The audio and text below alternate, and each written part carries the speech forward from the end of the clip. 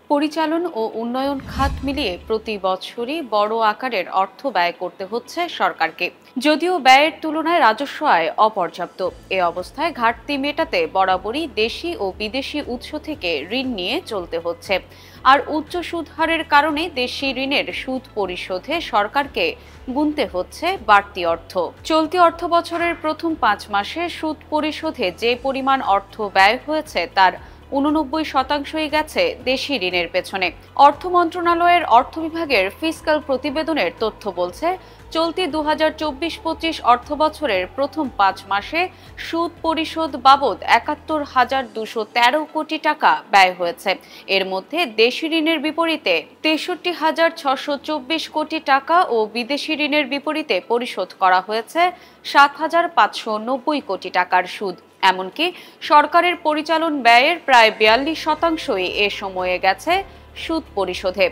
সরকারের ঋণের পরিমাণ গত বছরের সেপ্টেম্বর শেষে 20 লাখ কোটি টাকা ছাড়িয়েছে। এর মধ্যে বিদেশি ঋণের পরিমাণ ছিল 8,444 কোটি 54 লাখ ডলার বা 10,13,344 কোটি টাকা।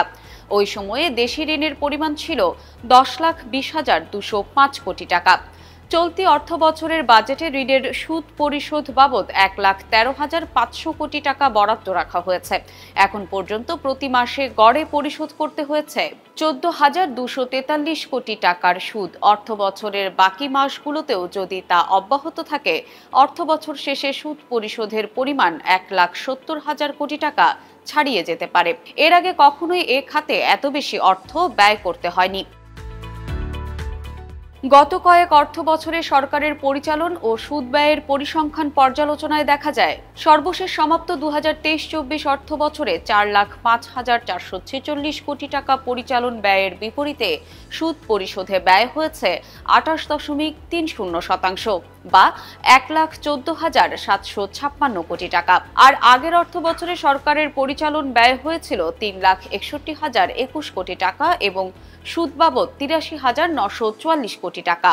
বাংলাদেশ ব্যাংকের সাবেক প্রধান অর্থনীতিবিদ ও institute for inclusive finance and ডেভেলপমেন্টের নির্বাহী পরিচালক ডক্টর মুস্তফা কে মুজেরি বণিক বার্তাকে বলেন, সবসময় বিদেশি ঋণের তুলনায় দেশি ঋণের সুদের হার বেশি থাকে। ফলে সরকার যত বেশি দেশি ঋণ নেবে, এর পেছনে সুদ ব্যয়ও বেশি হবে। অন্তর্বর্তী সরকার ক্ষমতায় আসার পর সুদের হার বাজারের ওপর ছেড়ে দেওয়া হয়, ফলে তা বেড়ে গেছে।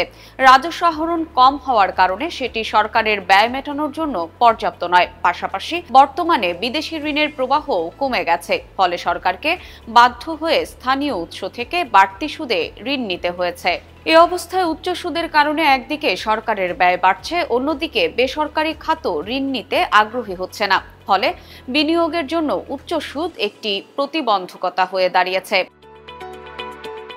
ব্যাংক খাতের খেলাপি ঋণ বেড়ে যাওয়ার বিষয়টিও ঋণের সুদ হার বাড়ার ক্ষেত্রে প্রভাব রাখছে বলে মনে করেন এ অর্থনীতিবিদ। তিনি বলেন, মূল্যস্ফীতি নিয়ন্ত্রণের জন্য কেন্দ্রীয় ব্যাংক নীতি সুদ হার বাড়িয়েছে, ফলে আমরা একটি উচ্চ সুদ ব্যবস্থার মধ্যে থাকতে বাধ্য হচ্ছি। রাজস্ব আয়ের বড় একটি অংশই দেশি ও বিদেশি ঋণ পরিশোধে ব্যয় করতে হচ্ছে। এতে সরকারকে দৈনন্দিন ব্যয় মেটানোর জন্য আবার ঋণ নিতে হচ্ছে। রাজস্ব আয় ও সরকারের ব্যয়ের যে পরিস্থিতি, তাতে আমরা একটি দুষ্টু চক্রের মধ্যে পড়ে গেছি। এর থেকে বের হওয়ার কোনো লক্ষণ এখন পর্যন্ত দেখা যাচ্ছে না। সংশ্লিষ্টরা বলছেন, সুদ বাবদ সরকারের ব্যয় বেড়ে যাওয়ার অন্যতম কারণ দেশে ট্রেজারি বিল বন্ডের সুদের হার বৃদ্ধি এবং ডলারের বিপরীতে টাকার অবমূল্যায়ন।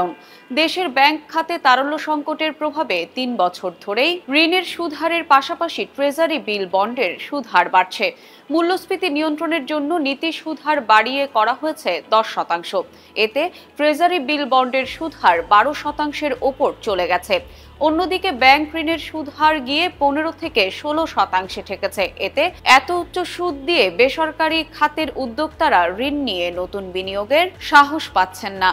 ফলে বেসরকারি খাতের ঋণ প্রবৃদ্ধি নেমে গেছে 8%-এর নিচে। অভ্যন্তরীণ সম্পদ আহরণ বাড়ানোর মাধ্যমে সরকার এ চাপ সামাল দিতে পারে বলে উল্লেখ করেন সেন্টার ফর পলিসি ডায়ালগের নির্বাহী পরিচালক ডক্টর ফাহমিদা খাতুন। বণিক বার্তাকে তিনি বলেন, প্রতি বছরই লক্ষ্যমাত্রা অনুসারে রাজস্ব আহরণ করা সম্ভব হয় না, ঘাটতি থাকে। চলতি অর্থ বছরে সেটি আরও চ্যালেঞ্জিং হবে।